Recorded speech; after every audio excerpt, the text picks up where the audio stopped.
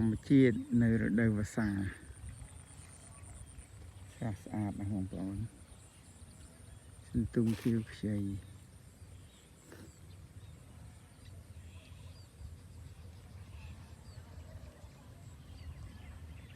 មនុស្សត្រូវការធម្មជាតិត្រូវការមនុស្សតែគាត់ថាធម្មជាតិជួយមនុស្ស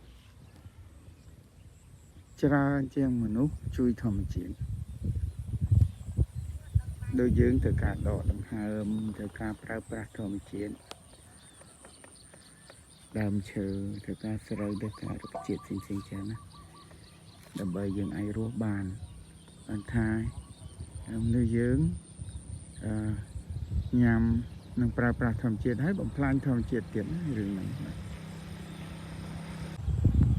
បើសិនជាអត់មនុស្សធម្មជាតិគាត់នឹងរស់នៅដោយខ្លួនឯងបានតែបើមនុស្សវិញ